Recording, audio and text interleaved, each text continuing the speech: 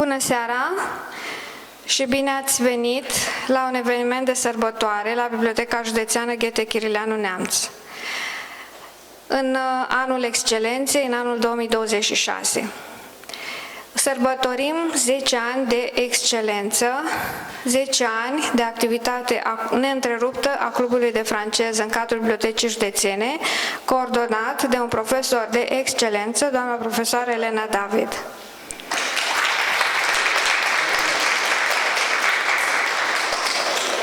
Ne aflăm în anul excelenței, spuneam, pentru că 2026 înseamnă 2 plus 2 plus 6, înseamnă nota 10, înseamnă 10. 10 înseamnă perfecțiune, totalitate, ordine, echilibru. 10 înseamnă împlinire. 10 înseamnă lege, cele 10 porunci. 10 înseamnă măestrie. 10 este asociat cu excelența sau cu liderii. Dacă ne gândim și la marii fotbaliști care purtau pe tricou cifra numărul 10, Pelé, Maradona, Hagi al nostru.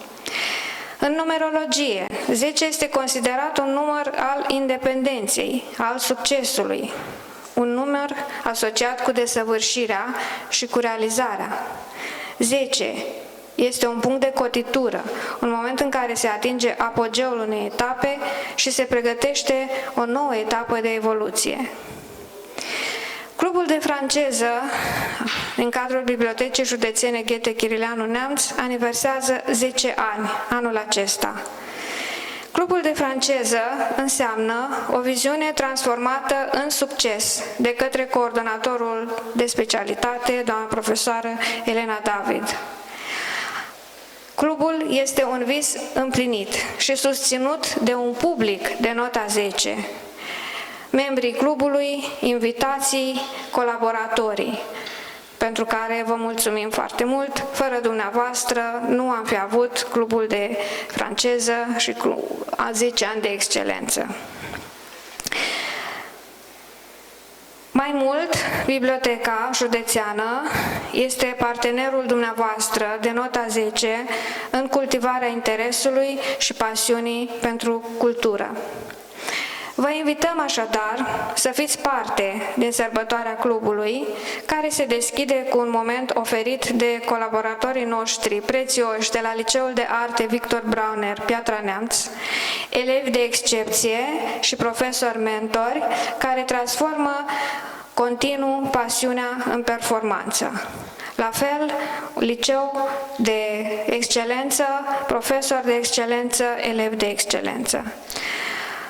Sunt prezenți alături de noi elevii și profesorii, îndrumători Mihaela Pozderca, Olguța Toma, Narcisa Pavel, Luminița Macavei, Marius Coruga, profesorii corepetitori Daniel Rudichi și Andrei Gafton, coordonați sub coordonarea de excepție a doamnei director profesor doamna Carmen Corlățeanu și a domnului profesor director adjunct Constantin Hanganu, cărora le mulțumim. Așadar, vă invităm să vizionați o deschidere sub semnul excelenței și toată această poveste frumoasă se întâmplă sub egida Zilei Internaționale a Francofoniei, care se sărbătorește în fiecare an pe data de 20 martie. Invităm elevii și profesorii Liceului de Arte Victor Brauner să ne încânte cu un spectacol de excepție.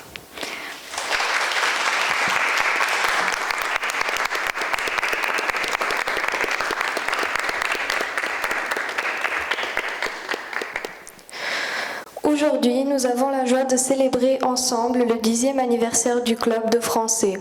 Nous sommes réunis ici, élèves et professeurs du lycée d'art Victor Brauner, pour rendre hommage à la langue française et au fondateur de ce club à travers de chants et de poèmes.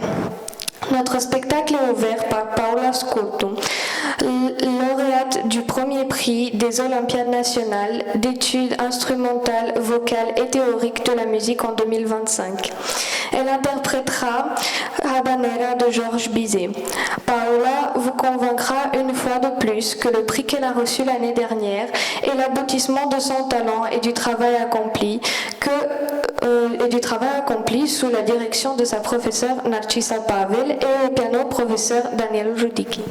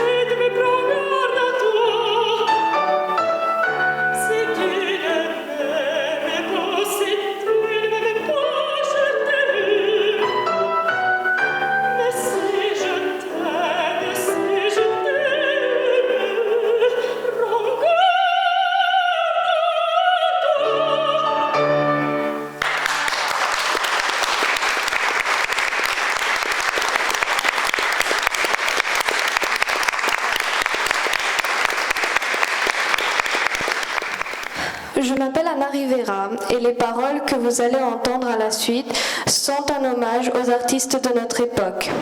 Avant cela, je tiens à remercier Madame Mihaela Mereutza, directrice de la bibliothèque départementale et l'organisatrice de cet événement.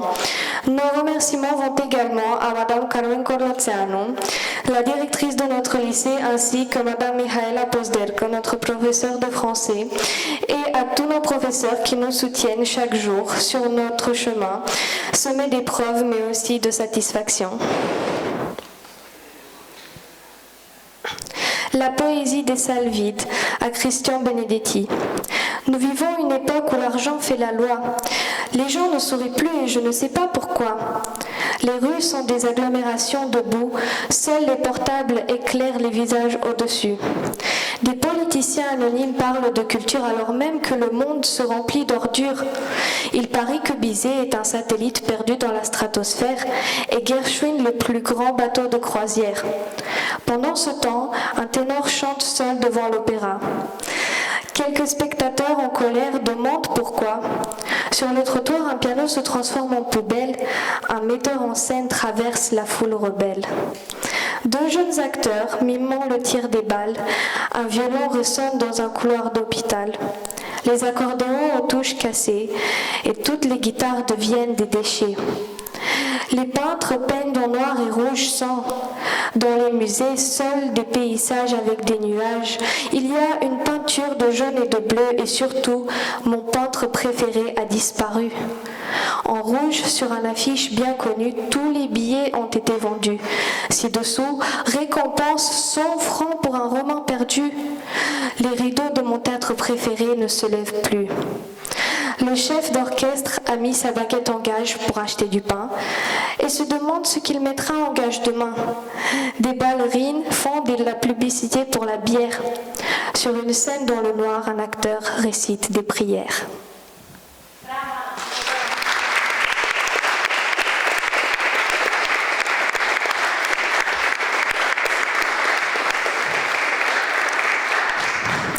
Dans les minutes qui suivent, Alessia Smarandi interprétera la chanson de Léopold Charlier sur un thème de Tommaso Vitali.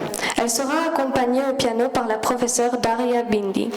Nous pourrons tous apprécier des harmonies d'une grande profondeur, sensible et de virtuosité.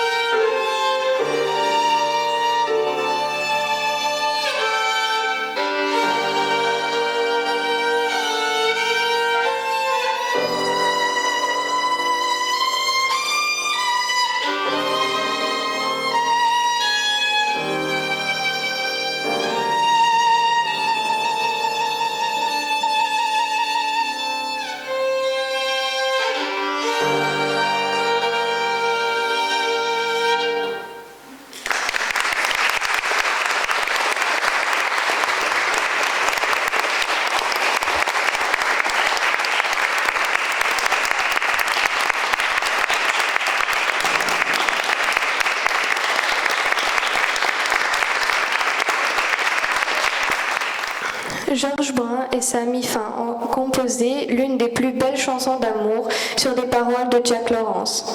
J'en ai rêvé, de la Belle au bois dormant. Je m'appelle Anna Rivera et je suis honorée que ma professeure Nachisa Pavel m'ait confié cette chanson que j'interpréterai. Et je serai accompagnée par le professeur André Gafton au piano.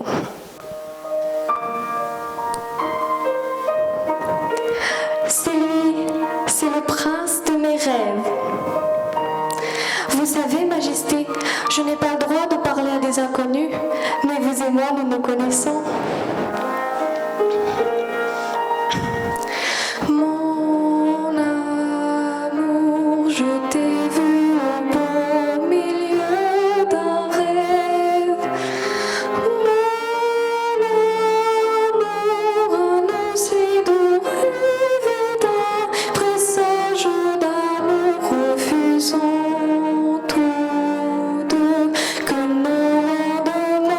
Sois morne et gris, nous attendons l'heure de notre bonheur, toi ma destinée, je serai t'aimer, j'en ai rêvé.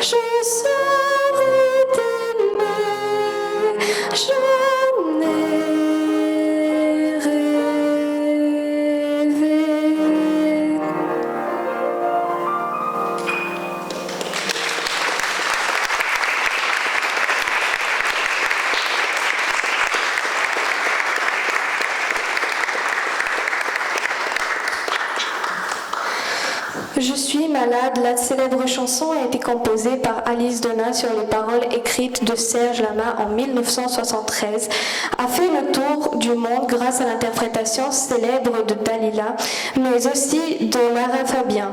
Aujourd'hui sera interprétée par Alexia Preotese, élève de la professeure Olguța Toma, qui transmettra toute l'émotion de cette chanson. Écoutons Alexia.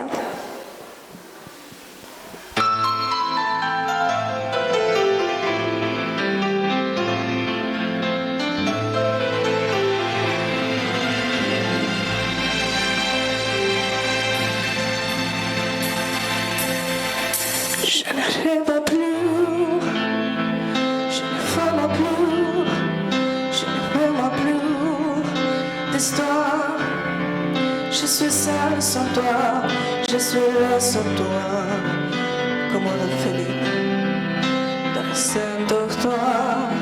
Je n'ai plus d'envie de vivre ma vie, comme si c'est comme tu pars. Je n'ai plus d'envie, même mon lit se transforme en quelqu'un. Quand tu t'en vas, je suis malade, complètement malade, comme mes sauces de le soir, et qui me laisse seul avec mon désespoir. Je suis malade. Parfaitement malade, j'arrive à me laisser reprendre. Tout parle, c'est Jésus, et ça me fait beaucoup raison quand tu t'en fous.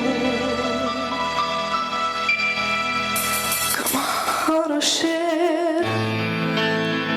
comme un péché, je suis accrochée à toi. Je suis fatiguée, je suis épuisée, je suis brûlée. Tu sors là, je bois toute la nuit, et tous les whisky, pour moi, on l'a de l'amour, et tout le bateau, pour tout le drapeau, Jésus le planète. Et partout je suis malade, complètement malade.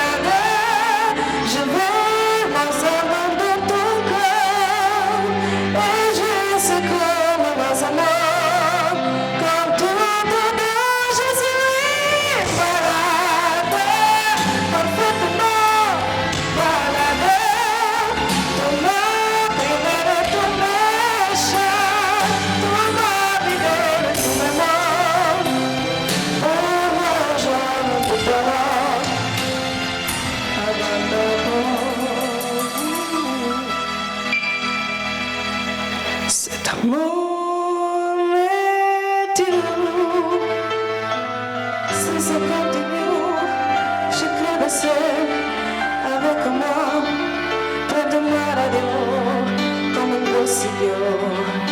Écoute-moi, chantera, je suis malade, complètement malade, comme me soste le soir, et qui me laisse seul avec mon désespoir. Je suis malade, c'est ça, je suis malade. Comme me soste le soir, et qui me laisse seul avec, et je me trouve complètement malade. C'est là, pas de garder, je suis malade.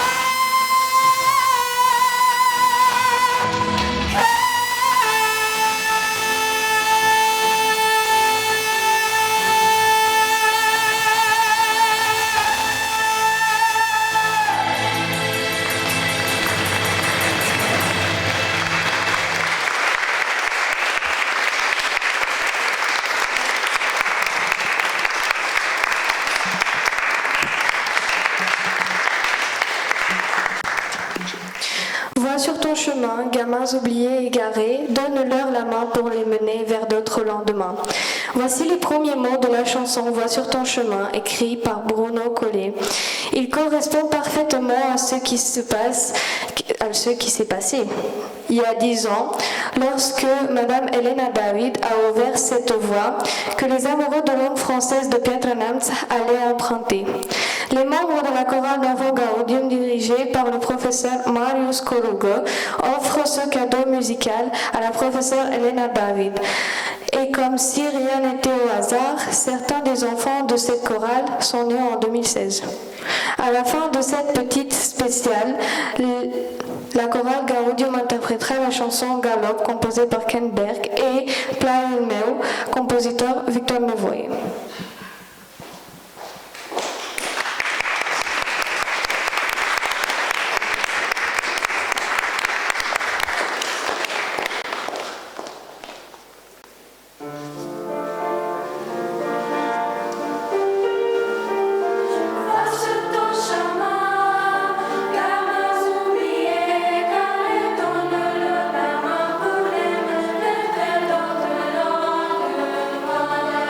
Malade,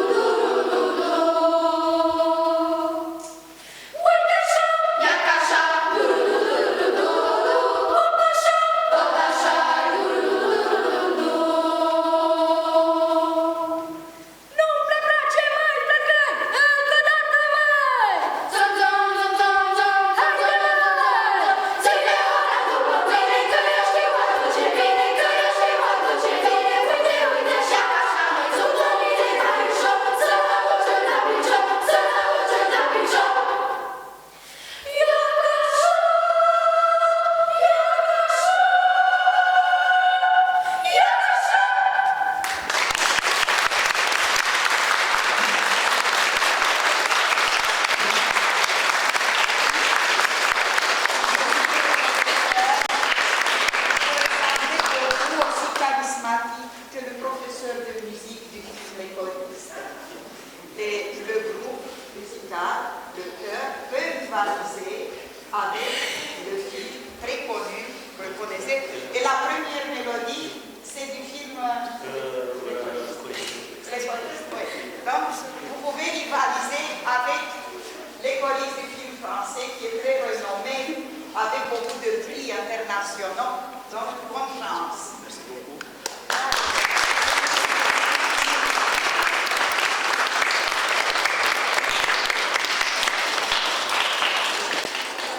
Pentru colaborarea extraordinar de fructuoasă și de frumoasă cu Liceul de Arte Victor Brauner,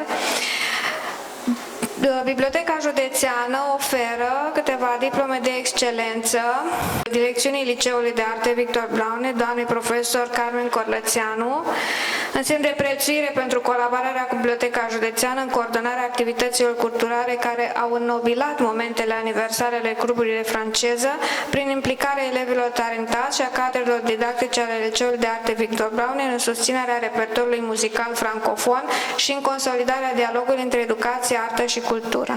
De asemenea, Liceului de Arte Victor Brauner, cadrelor didactice și elevilor talentați, cu aleasă prețuire pentru colaborarea cu Biblioteca Județeană. O invităm pe doamna director Carmen Corlățeanu. Pentru dumneavoastră și pentru liceu. Mulțumim foarte mult! Mulțumim foarte mult! Dacă doriți să spuneți. Bonsoir à toutes et à tous. Je dois remercier Madame Roman qui nous a invités ici. C'est grâce à lui que cette activité a eu lieu. Nous sommes sous le signe de la fête du club, voilà 10 ans de club déjà, et en même temps fête de la francophonie. Alors nos élèves ont voulu vous introduire un peu dans un monde de la musique, de la chanson, il y a de la poésie aussi. Je pense que la poésie qu'Anna a récitée a été une production de famille, disons, si je sais bien, c'est sa mère qui a composé les vers, il faut l'applaudir. En ce qui concerne la musique, quoi dire, elle dit tout par elle-même. Je suis certain que l'émotion a été transmise. C'est ça qui a été l'intention des enfants. Alors, je dois féliciter les enfants qui ont mis leur âme à chanter, à réciter, et évidemment tous les profs qui font ça tous les jours, c'est leur travail qu'ils font amour. En ce qui concerne le club, je dois féliciter Madame Elena David, notre collègue, qui fait cette activité depuis tant d'années. Et d'ailleurs, nous avons été plusieurs années à cet événement, alors toutes mes félicitations, parce qu'elle fait ça avec, je ne sais pas comment dire, pas avec du talent, mais avec amour. Elle aime faire ça, elle aime transmettre ses acquis, et elle aime vous faire partager des choses sur la culture française, sur la francophonie, et d'ailleurs, c'est une chose exceptionnelle qu'elle puisse vous faire participer à ces activités depuis tant d'années. Alors, bonne continuation à vous tous. Merci.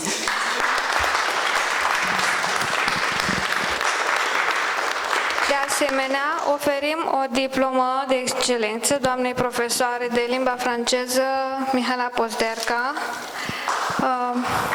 O invităm. În semn de apreciere pentru colaborarea cu Biblioteca Județeană în coordonarea activităților dedicate momentelor aniversare ale clubului de franceză prin implicarea elevilor de la Liceul de Arte în cultivarea spiritului francofon și a dialogului cultural prin exprimare artistică. Vă mulțumim foarte mult pentru colaborare și un buchet de flori. Mulțumim. Mulțumesc. Momentul următor al sărbătorii de astăzi Este dedicat doamnei profesor Elena David și membrilor clubului de franceză și comunității.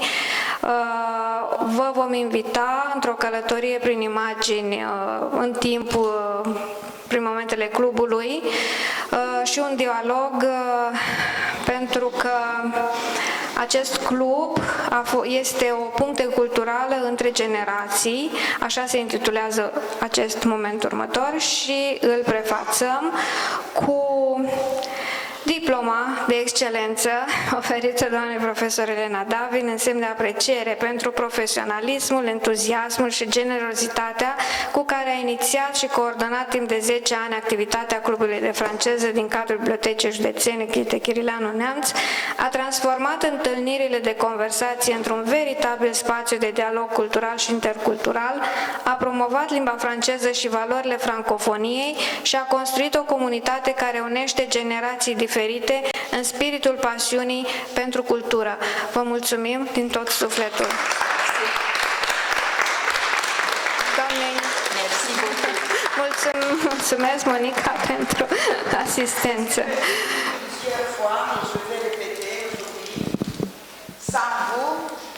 Le club de français n'existerait pas, parce que moi seule, dans une salle vide, je ne pourrais rien faire. Donc, je parlerai à moi-même et ce serait quelque chose d'assez dangereux parce qu'un médecin, un psychiatre pourrait me voir et m'entendre. Oui, je vais mettre ici. Puneți undeva asta. Merci. C'est très intéressant. Vous allez voir la première photo qui est à la première rencontre du club, parce que c'est sous le signe que j'ai voulu toujours mettre dans nos activités, le dialogue entre générations. Vous voyez, à un certain moment, c'est ici, ici, c'est Madame Valentine Zakia, elle est ici dans la salle, oui, là. Et devant elle, c'est Théodora, c'est une élève du collège Calistrat Fogache. Alors, donc, il y a 10 ans, elle était en terminale. Et c'est très intéressant que cette première photo, ce sont les premières photos de la première rencontre, se trouvent sous ce signe. De ce dialogue entre les générations. C'est très intéressant aussi de voir donc ces jeunes, ces adolescents. Nous allons voir ensuite d'autres jeunes dans les photos qui suivent, qui maintenant donc ont fait des carrières dans le domaine français. Théodora, par exemple, a suivi les cours de l'école des hautes études en sciences sociales de Paris. Elle est restée à Paris, elle travaille là-bas dans le domaine des sciences politiques. Ici, vous voyez donc des membres fondateurs. C'est très intéressant aussi du point de vue de la signification, parce que notre collègue, Monsieur Ștefănescu, qui est parti dans le monde des étoiles, nous tournait donc le dos depuis ses premières rencontres parce qu'il avait en tête déjà, sans le savoir, le fait qu'il allait se retirer au-delà. Donc. Et Adina Bejan aussi, qui rit ici, elle aussi malheureusement n'est plus parmi nous. Donc cette période de 10 ans nous montre aussi donc d'une part les jeunes qui se sont épanouis, qui ont fait des carrières, et les adultes qui ont eu un destin plus tragique et ne sont plus parmi nous. À travers les années, nous avons eu des invités français. Vous reconnaissez Madame Zakia et d'autres qui ont collaboré probablement avec l'association d'amitié Piatra Neamț Roanne. Vous voyez là-bas Monsieur Daniel Roulet.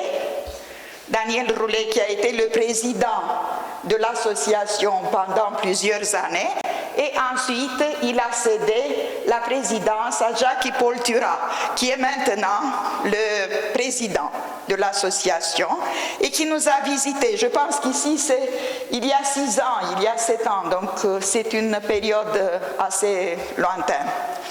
Oui. Oui, Daniel Roulet, à une autre occasion, il est là. Donc, ici, c'est il y a 2 ans et demi. Vous reconnaissez surtout Georges, je pense, parce que tu reconnais Ulysse Manès et Mathias Alix, les Français, qui étaient venus à Piatra-Neamț pour faire une documentation sur Virgile Gheorghiu. Ils sont tous les deux docteurs à la Sorbonne, donc Ulysse est docteur en philosophie, et Mathias, docteur en art, histoire de l'art. Et les deux, vous voyez ici, donc ce sont les membres très très sérieux de notre club. C'est Stéphane et Ilknur, maintenant étudiants en France. Et je me rappelle chaque fois que Stéphane revient en vacances, maintenant il est en 2e année, donc à Rouen, à la faculté de droit et relations internationales. Chaque fois qu'il revient en vacances, lorsqu'il entre et fait la surprise, nous l'applaudissons. Donc nous les adultes, nous accueillons les bras grands ouverts les jeunes qui ne nous oublient pas et qui reviennent. Ouais.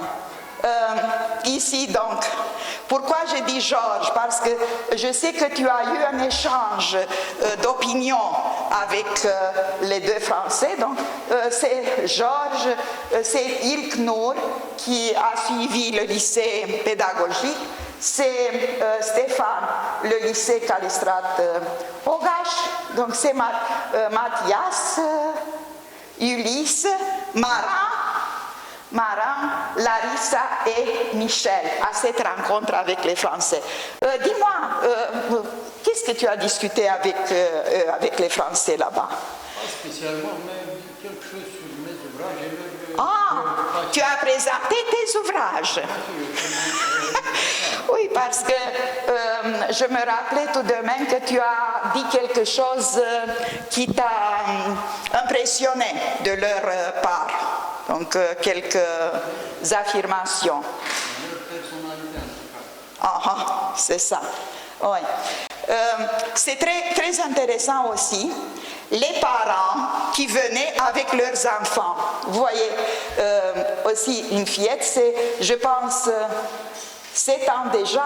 Ce ne sont pas en ordre chronologique parce que j'ai respecté seulement la thématique, pas l'ordre chronologique. Donc, ici, nous avons 3 des membres, ou même 4 des membres fondatrices, donc Madame Tataro. Enfin, elle est connue surtout par le fait qu'elle est la mère du mathématicien Daniel Tataro. Elle est aussi une femme exceptionnelle, mais le statut de mère de Daniel Tataro l'a fait plus renommée. C'est Marietta Tonda, Georgeta Fediuc, Madame Grădinescu. Vous voyez donc jusqu'ici comme métier. Donc les membres du club ont des métiers très divers. Donc des juristes, des médecins, des pharmaciens, des ingénieurs, des professeurs, oui, des entrepreneurs, entrepreneuses, enfin des permaculteurs. Paysan, tu veux dire que tu es paysan, alors pas permaculteur, pas de permaculture, ouais, c'est ça. C'est très intéressant aussi cet aspect, le fait que nous communiquons très bien les uns les autres, appartenant à des domaines de métiers tout à fait différents. Oui, maintenant nous pouvons... Oui, ici j'ai voulu vous dire autre chose que la composition du club. J'ai voulu dire que nous nous appuyons sur les vidéos. Donc je cherche des vidéos de 3 ou 4 minutes nous voyons ces vidéos et nous les commentons sur différents thèmes. Ouais. Bon, nous pouvons avancer. Ouais. Ici, nous voulons vous montrer que nous avons été en plusieurs salles de la bibliothèque. Nous avons changé de cadre, nous avons changé d'atmosphère du point de vue de l'arrangement, disons, de ces espaces. Oh, alors, ici, c'est une exposition de peinture, mais très intéressante. Elle était organisée dans un restaurant. Un restaurant unique, c'est avant la pandémie. Avant la pandémie, avant l'interdiction d'aller dans les restaurants, et nous nous sommes rencontrés là-bas. Oui. Ici, nous avons dans l'image Nadine, notre française 100%, grâce à laquelle nous exercions le français des Français. Donc la femme de Marin, qui malheureusement à cause de la maladie nous a quittés. C'est Adriane de Bucarest, elle venait de temps en temps, qui elle aussi nous a quittés. Cela nous montre combien de temps a passé, donc combien d'années. Et notre cher ami Nick Groschan, qui est membre fondateur du club, qui maintenant a un contrat sur une période non déterminée à Genève comme guide dans les Alpes. Donc, il pense à nous, mais physiquement, il n'est plus ici. Il est genevois. Oui. Ah, voyons. Ici, c'est Michel, membre fondatrice du club, et son fils, qui, à ce moment-là, il avait, je pense, 10 ans, Michel. Il avait 10 ans. Donc, c'est une photo qui le montre lorsqu'il était le petit Victor. Donc, maintenant, 19 ans, il est en terminale, Victor. De sa part, donc, à l'école, il faisait l'allemand et l'anglais, et pour le club de français, c'était un bain linguistique, donc il venait pour se baigner un peu dans le français. Vous voyez Stéphane Liccio, qui venait avec les grands-parents. Cet autre aspect, pour ce qui est des adultes et des jeunes, c'était donc des parents qui venaient avec leurs enfants, mais aussi des grands-parents qui venaient avec le petit-fils, comme c'est le cas de Stéphane. Il fait maintenant les cours de mathématiques en Aix-en-Provence, donc à Marseille. De nouveau, c'est Stéphane. Pour Nick Groschan, c'est un autre aspect intéressant. À 50 ans, il a suivi l'examen pour Delphes. Et il a réussi une très bonne note, et grâce à cette note et à l'examen et à cette interview qu'il a eue avec cette firme de Genève pour employer les guides, il a réussi donc à obtenir ce contrat. Mais c'est un âge assez avancé pour soutenir l'examen DELF, donc le certificat de langue française. C'était la journée nationale de la France.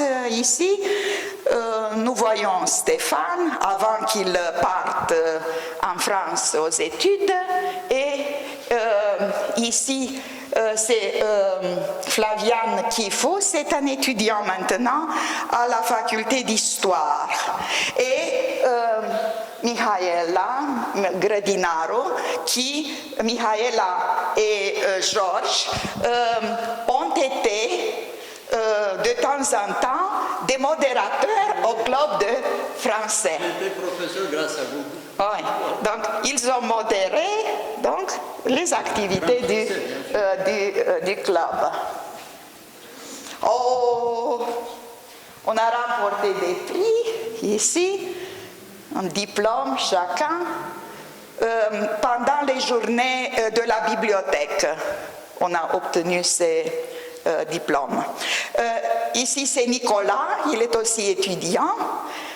Il était élève au lycée de transport. Oh, voilà, Maya, la fille de Georges, qui vient de temps en temps lorsqu'il se permet. Donc, une autre personne très occupée, non, Maya. Ici, nous avons eu deux petits Français en visite, ces deux, ils étaient frères et sœurs, qui étaient donc en visite à leur famille, ici. C'était une famille donc mixte de Roumains et Français, leur père français. Et la dernière, disons, membre, la plus récente membre de la jeune génération, Ilinca Popescu, qui a obtenu, à propos de l'excellence, le premier prix au concours national de traduction. Roumain-français, français-roumain. Et le petit Alexandre, l'actuel français, donc. Le petit Alexandre.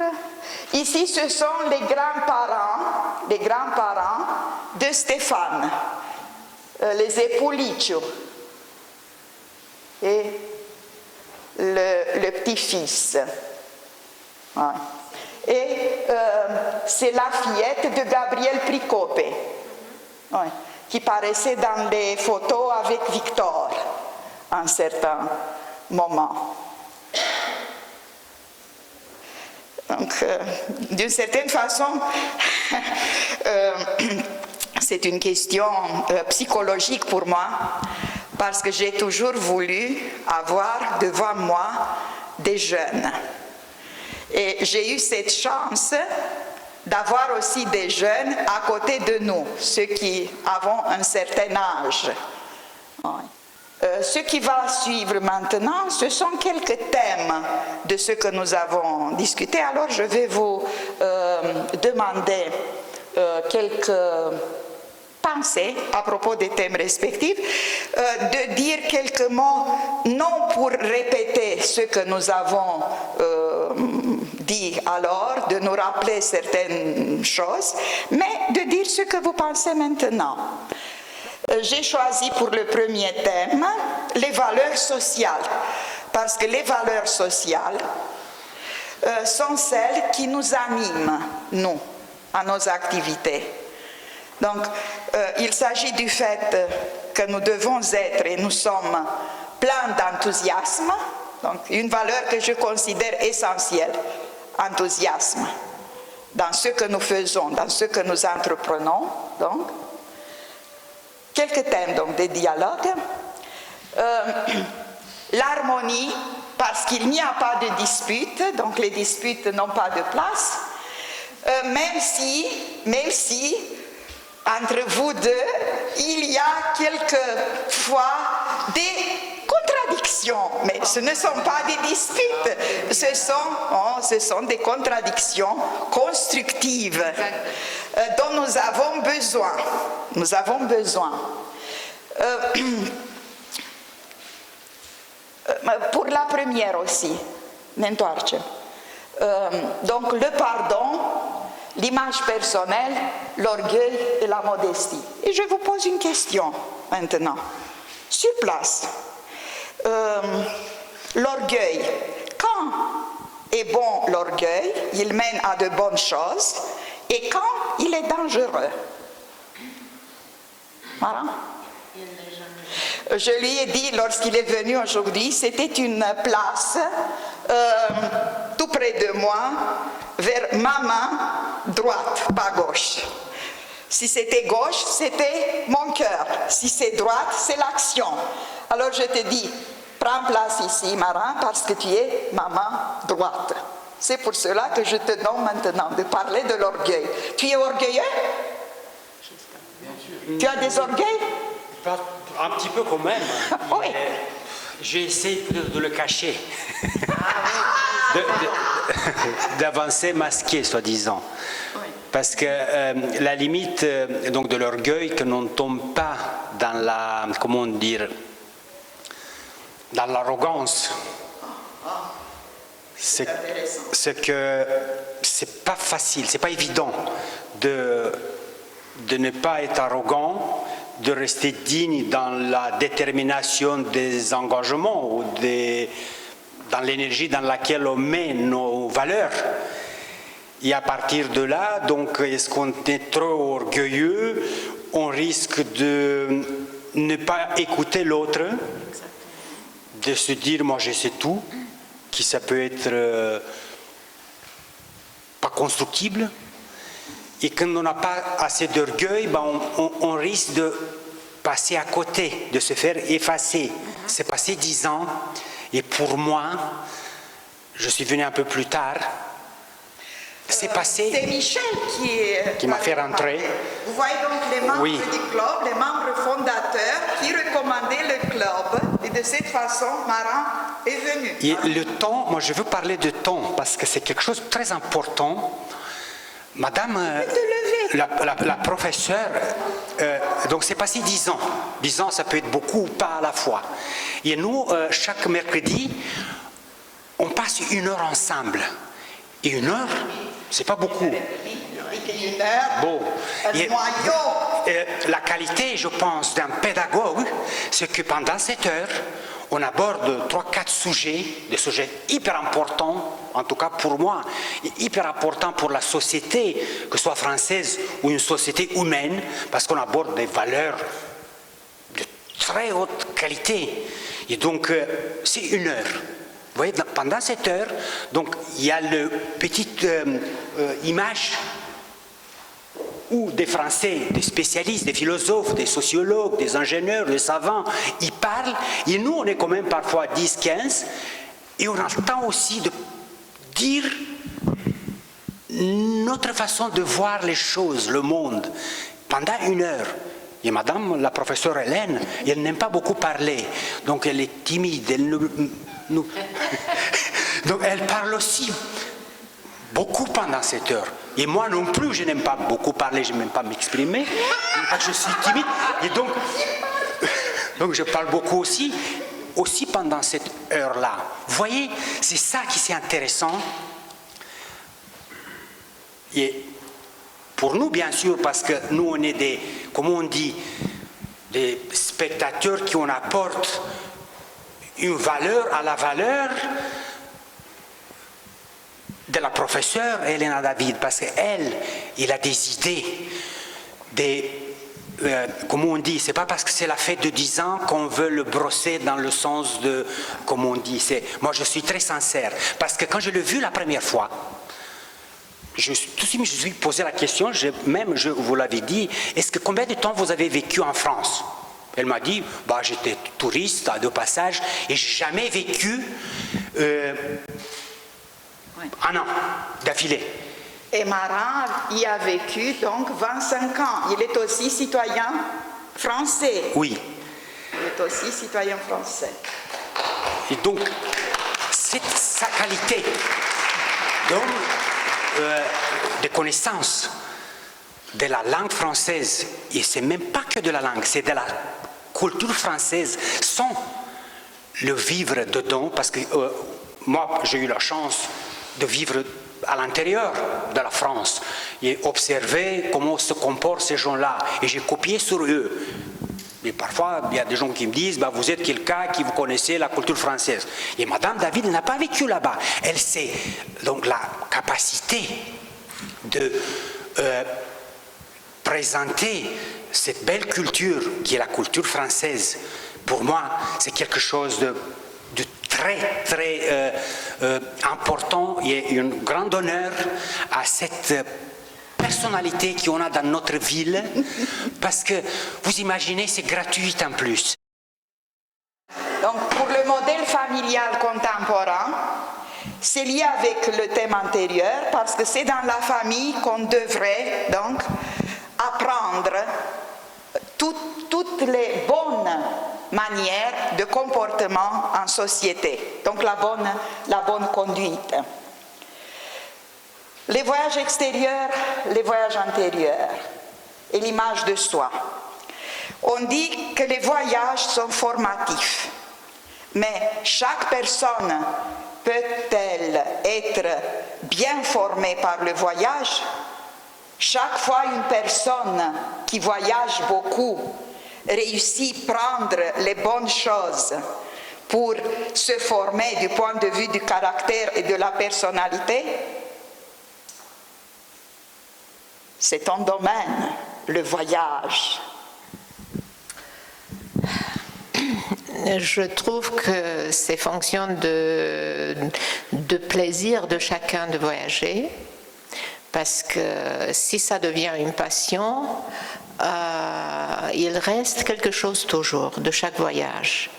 Je trouve que seulement voyager sans rien accumuler, ça ne sert à rien, seulement à dépenser de l'argent. Mais si on le fait d'une manière permanente, certainement à la fin, ce sera le goût de voyager, ça deviendra un plaisir, et chaque expérience accumulée laisse des traces. Enrichie, absolument. Donc c'est impossible de continuer à voyager sans que chaque voyage laisse quelque chose dans l'âme et la tête de chacun. Mais il y a tout de même des personnes qui voyagent beaucoup dans les milieux les plus intéressants et ne comprennent rien et rien de leur attitude ne change. Les itinéraires culturels francophones, nous avons voyagé, donc en France, en Belgique, en Suisse, c'est simple, nous pouvons voyager aussi physiquement. Mais dans la Guyane française, en Guadeloupe, au Maroc aussi, vous avez été en excursion. Il y a parmi vous qui ont été au Maroc. En Tunisie aussi, c'est une destination touristique. Au Québec aussi. Nous avons eu entre nous, par exemple, M. Stefanescu, dont nous avons parlé, il avait une fille au Québec, il voyageait souvent, il nous racontait ce qu'il faisait là-bas. J'ai voulu aussi, parce que c'est maintenant la journée de la francophonie, de nous rappeler ce thème qui montrait les destins culturels de certains Roumains qui se sont formés dans l'espace français. Et j'ai choisi Marine Tarangoul, dont on connaît assez peu de choses, même s'il fait partie du groupe d'André Pleșu et de Richard et du groupe de Păltiniș, et Benjamin Fondan qui est Benjamin Fundoianu, donc, mais en français c'est Benjamin Fondan. Pour ce qui est de Maurice Paléologue, nous avons eu une révélation. Moi, par exemple, j'ai eu cette révélation et après moi, vous aussi. C'est lui le premier membre d'origine roumaine à l'Académie française en 1928. Traditionnellement, nous savons que c'est Eugène Ionescu, le seul, nous disons, membre d'origine roumaine à l'Académie française, mais nous avons découvert que Maurice Paléologue a été membre de l'Académie française beaucoup en avant, et en tant que diplomate, et nous avons été tout à fait éblouis, il a été ambassadeur de France en Russie, à la cour du tsar Nicolas II et de la tsarine Alexandra, et il a connu de très près Rasputin, et sur les trois, il a écrit des livres. Maurice Paléologue. Il a été aussi essayiste, il a été historien, philosophe, donc il a écrit sur Alfred de Vigny, sur le philosophe Vauvenargues, sur Guillaume II, sur Nicolas II, donc des livres d'histoire. Et Georgette, immédiatement, tu as eu cet enthousiasme, et qu'est-ce que tu as fait ?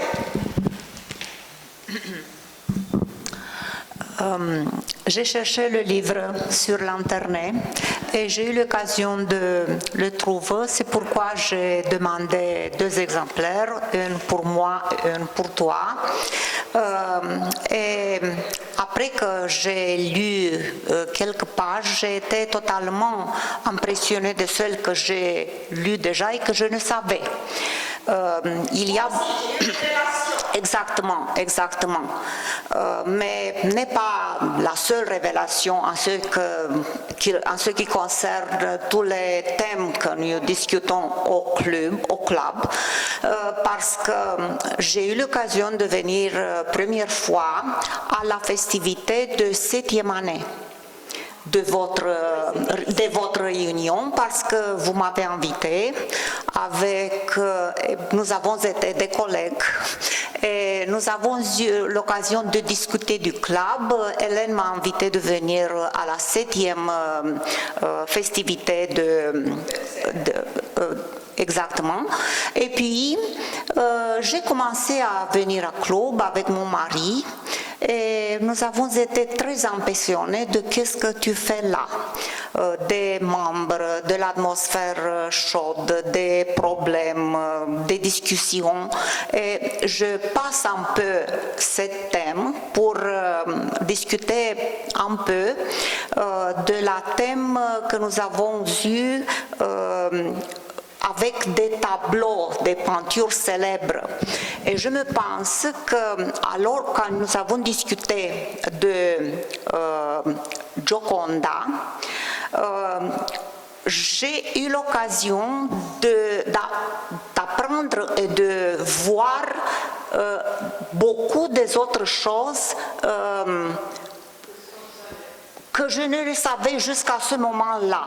Et Marin, qui a eu des paroles de félicitations pour ton activité, pour toi, a eu raison en ce qui concerne que je dis que tu es une encyclopédie ambulante, que tu sais tout ce que nous devons parler, nous devons voir, et les thèmes sont très très bien choisis parce qu'ils sont des thèmes divers et qui se réfèrent finalement à nos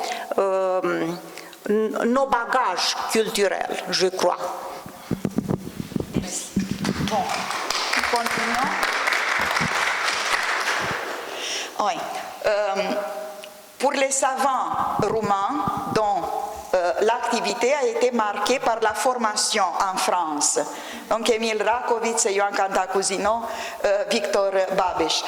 J'ai voulu réaliser pour ce thème de la francophonie et pour la formation française, non seulement des écrivains, des philosophes, des historiens, mais aussi des hommes de science, des savants.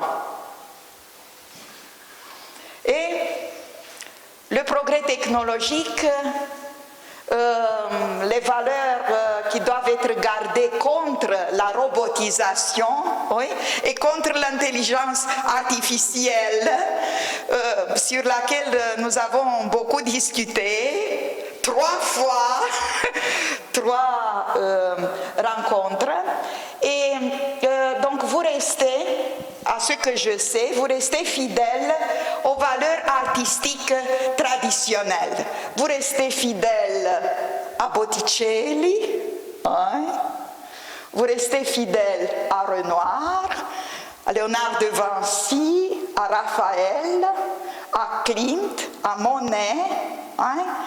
Et notre collègue du club vient ici, Esther. Viens. Ici. Notre collègue, elle est très passionnée de Monet aussi, oui, de Monet aussi, mais elle a dit qu'elle a eu une discussion avec l'intelligence artificielle aussi. Et cette intelligence artificielle lui a donné quelques conseils. Mais elle, en tant qu'artiste, elle n'a pas voulu se laisser convaincre définitivement. Oui? Oui. Et alors, vous voyez sur les chevalets, ce sont donc les créations de notre collègue du club, Estelle. Elle est Stella, mais je lui dis Estelle, ouais, qui a réalisé la plupart des tableaux qui sont ici, la plupart, là-bas et ici. Pendant ces derniers temps, il y a 2 mois, je lui ai dit, nous allons faire cette activité dans la salle Coupole, et si tu veux faire une présentation de tes créations artistiques. Et pendant cette période, quels sont les tableaux que tu as réalisés pendant les derniers temps, depuis que tu sais que ce sera aujourd'hui le vernissage? Montre du doigt. C'est ça. Oui. C'est ça. C'est ça. C'est ça. C'est ça. Oh, c'est la sirène. Et c'est le 2. Les 2. Oui. Donc, lorsque je les ai vus, parce qu'elle m'a montré aussi en photo ce qu'elle travaillait, je lui ai dit, je vois que tu es tout de même dans le plan des éléments fondamentaux de l'existence, de l'air, donc le vol des oiseaux, oui, de la terre, du feu, oui, du feu et de la terre là-bas, vous voyez. Et en même temps, des sentiments qui sont assez bien représentés. Ici, par exemple, ces nuages qui couvrent les yeux. Réellement, ils sont tous les sentiments. Oui, tous, bien sûr, il y a des sentiments. Mais ici, ces livres qui sont au fond, et cette image des nuages, donc de l'imagination qui est au-delà de toute limite, hein, nous montre ce que tu as pensé ou ce que tu as senti. Si tu veux dire. C'est l'idée que les livres peuvent tirer de l'état de dépression, des mauvaises émotions. Ouais. C'est comme un antidépresseur. Oh oui, un médicament. Oui, oui. Oui. Tu peux choisir 2 de ces tableaux pour les présenter. 2. Je veux raconter pour la première fois comme j'arrivais à faire cette exposition, vous avez dit déjà. Pour la première fois, j'ai dit que c'est une discussion de courtoisie au club quand nous avons... Pas du tout, c'était très sérieux. Quand nous avons discuté de ce sujet, mais après quelques semaines, vous avez fixé une date et pour moi, c'était une provocation. Oui, j'ai fixé la date très tôt pour que tu saches. C'est le 18 mars. Oui. Le vernissage. Oui. J'ai eu chez moi quelques tableaux, mais elles n'ont été pas suffisamment parce que je les donnais en cadeau. Comme cadeau, oui. Je n'ai pas voulu l'amener je t'ai proposé à un certain moment, je t'ai dit, demande-leur de te les donner pour l'exposition et tu vas les rendre ici. Mais tu as dit non, je vais créer d'autres. Oui, j'ai fait un effort de compléter les numéros exigés.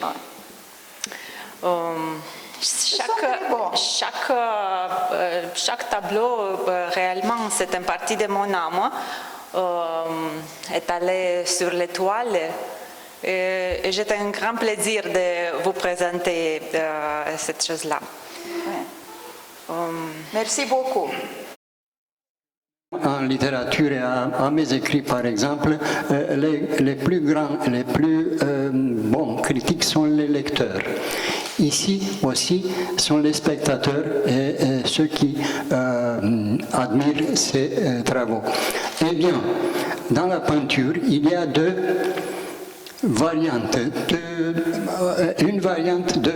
Voilà, ici c'est plein de tableaux. Des images, des tableaux qui représentent une image un paysage, une figure d'homme, quelque chose de très concret, un portrait.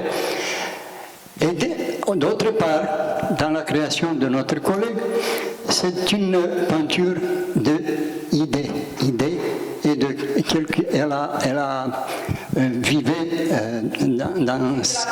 dans son intérieur. Et c'est tout autre chose.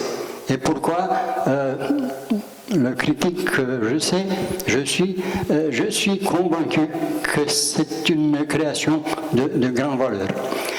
Et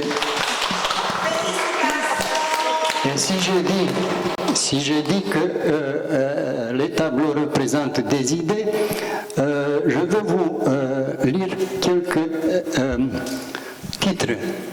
Je peux vous vanter que c'était à mon idée. Oui. C'est moi. Oui. C'est moi qui l'ai vous m'avez conseillé. Les idées de donner des titres. Voilà. Ça c'est de l'ombre, d'inombre. L'ombre de l'âme. Voilà. Ça c'est un nouveau jour. Le sentiment de réveiller. Voilà. Vers la lumière, c'est mon amour, je peux vous dire. Je croyais que c'est un simple tableau, mais voilà le titre. Voiture d'aventure. Voilà. Et même, devinez, les guerres politiques. L'échiquier politique. Les guerres, hein? Ce qui fait les jeux politiques sont dans l'ombre. Ce mot, je le lis bien. Les guerres politiques. Les guerres, je le lis bien. Ah, bien sûr, une dispute politique. Naïveté, voilà. Mieux, pardon? Mieux comme ça. Mieux comme ça. Les antidépressifs, comme j'ai dit déjà. Comme ça, voilà. Quelle simplicité et quel art. Introspection. Et c'est tout ma contribution pour ce soir. Félicitations. Merci beaucoup.